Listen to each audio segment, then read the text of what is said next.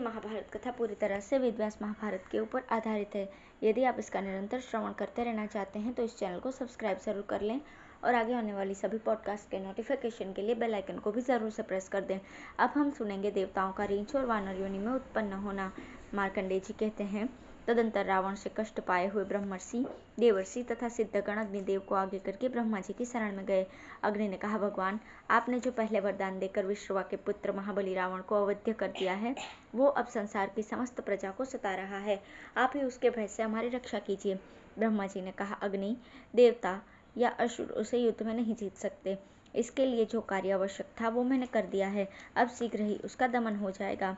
मैंने चतुर्भुज भगवान विष्णु से अनुरोध किया था, वे मेरी प्रार्थना से संसार में अवतार ले चुके हैं। वे ही रावण के दमन का कार्य करेंगे। फिर इंद्र को लक्ष्य करके कहा, इंद्र, तुम भी सब देवताओं के साथ पृथ्वी पर रीछ और वानरों के रूप में जन्म लो और इच्छानुसार रूप धारण करने वाले बलवान पुत्र उत्पन्न करो। फिर दुंदुभि नाम वाला गंधर्वी से कहा, तुम भी देव कार्य की सिद्धि के लिए पृथ्वी पर अवतार धारण करो। ब्रह्मा जी के आदेश सुनकर दुंदुभि मंथरा के नाम से अवतीर्ण हुई। वो शरीर से कुबड़ी थी। इसी प्रकार इंद्र आदि देवताओं ने भी अवतीर्ण होकर रीछ और वानरों की स्त्रियों में पुत्र उत्पन्न किए। वे सब वानरों, रीछ, यश तथा बल में अपने पिता देवताओं के समान ही हुए। वे पर्वतों के शिखर तोड़ डालते थे। साल और ताड़ के वृक्ष तथा पत्थर की चट्टानें ही उनके आयुध थे। उनका शरीर वज्र के समान अभेद्य और सुदृढ़ था। वे सभी इच्छानुसार रूप धारण करने वाले, बलवान और युद्ध करने में निपुण थे। ब्रह्मा जी ने यह सब व्यवस्था करके मंथरा से जो काम लेना था वो उसे समझा दिया। अब है राम का वनवास, खरदूषण आदि राक्षसों का नाश और रावण का मारीच के पास जाना। युधिष्ठिर ने पूछा, मुनिवर, आपने श्री रामचंद्र जी आदि सभी भाइयों के जन्म की कथा तो सुना दी। अब मैं उनके वनवास का कारण सुनना चाहता हूँ। दशरथ कुमार राम और लक्ष्मण तथा यशस्विनी सीता को वन में क्यों जाना पड़ा? मार्कंडेय जी ने कहा, अपने पुत्रों के जन्म से राजा दशरथ को बड़ी प्रसन्नता हुई। उनके वे तेजस्वी पुत्र क्रमशः बढ़ने लगे। उन्होंने उपनयन के पश्चात विधिवत ब्रह्मचर्य का पालन किया और वेद तथा रहस्य सहित धनुर्वेद के पारंगत विद्वान हुए। समय अनुसार जब उनका विवाह हुआ, उस समय राजा विशेष प्रसन्न और सुखी हुए। चारों पुत्रों में राम सबसे ज्येष्ठ थे। वे अपने मनोहर रूप और सुंदर स्वभाव से समस्त प्रजा को आनंदित करते थे। सबका मन उनमें रमता था। राजा दशरथ बड़े बुद्धिमान थे। उन्होंने सोचा, अब मेरी अवस्था बहुत अधिक हो गई, अतः राम को युवराज पद पर अभिषिक्त कर देना चाहिए। इस विषय में उन्होंने अपने मंत्रियों और धर्मज्ञ पुरोहितों से सलाह ली। सबने राजा के इस समयोचित प्रस्ताव का अनुमोदन किया। श्री रामचंद्र जी के सुंदर नेत्र कुछ कुछ लाल थे, भुजाएं घुटनों तक लंबी थी, मस्त हाथी के समान चाल थी, छाती चौड़ी और सिर पर काले काले घुंघराले बाल थे। देह की दिव्य कांति दमकती रहती थी। युद्ध में उनका पराक्रम देवराज इंद्र से कम नहीं था। उनका नयनाभिराम रूप देखकर शत्रु के भी नेत्र और मन लुभा जाते थे। वे सब धर्मों के तत्ववेत्ता और बृहस्पति के समान बुद्धिमान थे।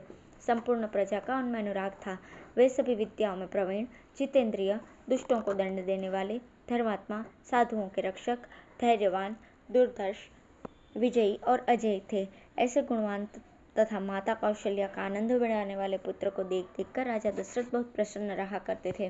श्री रामचंद्र जी के गुणों का स्मरण करते हुए राजा दशरथ ने पुरोहित को बुलाकर कहा, ब्राह्मण, आज पुष्य नक्षत्र है। रात में बड़ा पवित्र योग आने वाला है। आप राज्याभिषेक की सामग्री एकत्र कीजिए और राम को इसकी सूचना भी दे दीजिए। राजा की ये बात मंथरा ने भी सुन ली। वो ठीक समय पर कैकई के पास जाकर बोली, रानी कैकई, आज राजा ने तुम्हारे लिए दुर्भाग्य की घोषणा की है। कौशल्या का ही भाग अच्छा है कि उसके पुत्र का राज्याभिषेक हो रहा है। तुम्हारे ऐसे भाग्य कहाँ? तुम्हारा पुत्र तो राज्य का अधिकारी नहीं है। मंथरा की बात सुनकर परम सुंदरी कैकई एकांत में अपने पति राजा दशरथ के पास गई और प्रेम जताती हुई हंस हंसकर मधुर शब्दों में बोली, राजन, आप बड़े सत्यवादी हैं। पहले जो मुझे एक वर देने को कहा था उसे दीजिए। राजा ने कहा, लो अभी देता हूँ, तुम्हारी इच्छा हो सो मांग लो। कैकई ने राजा को वचनबद्ध करके कहा, आपने राम के लिए जो राज्याभिषेक का सामान तैयार कराया है उससे भरत का अभिषेक किया जाए और राम वन में चले जाएं। कैकई की यह प्रिय बात सुनकर राजा को बड़ा दुख हुआ। वे मुंह से कुछ भी न बोल सके। राम को जब ये मालूम हुआ कि पिताजी कैकई को वरदान देकर मेरा वनवास स्वीकार कर चुके हैं तो उनके सत्य की रक्षा के लिए वे स्वयं वन की ओर चल दिए। लक्ष्मण भी हाथ में धनुष लिए भाई के पीछे हो लिए तथा सीता ने भी राम का साथ दिया। राम के वन में चले जाने के पर राजा दशरथ ने शरीर त्याग दिया।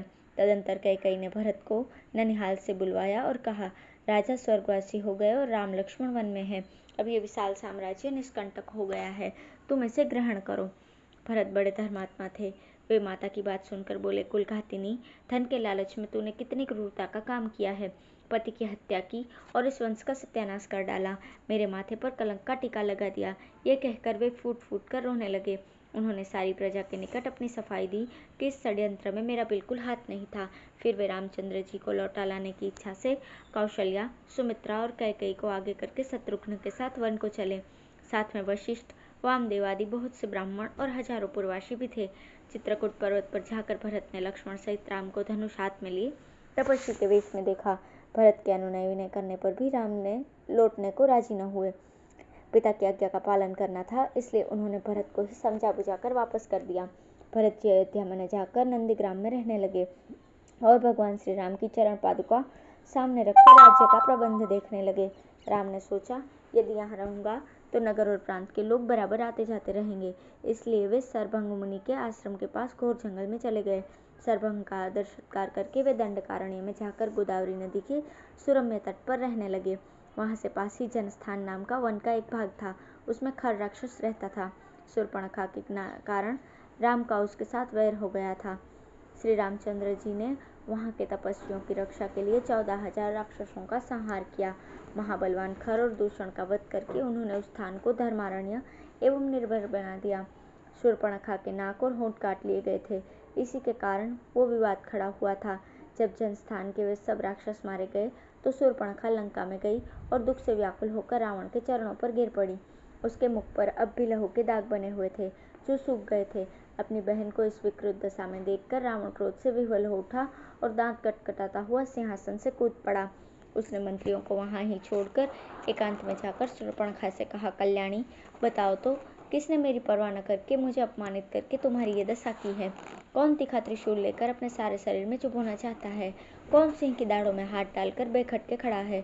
इस प्रकार बोलते हुए रावण के कान, नाक और आंख आदि का छिद्रों से आग की लपटें निकलने लगी। शूर्पणखा ने राम के पराक्रम और खर दूषण सहित समस्त राक्षसों के संहार का सारा वृतांत कह सुनाया। उसने अपनी बहन को सांत्वना दी और उस समय का कर्तव्य निश्चित करके नगर की रक्षा आदि का प्रबंध कर आकाश मार्ग से उड़ा। उसने गहरे महासागर को पार किया, फिर ऊपर ही ऊपर गोकर्ण तीर्थ में पहुंचा। वहां आकर रावण अपने भूतपूर्व मंत्री मारीच से मिला, जो रामचंद्र जी के ही डर से वहां छिपकर तपस्या कर रहा था। धन्यवाद।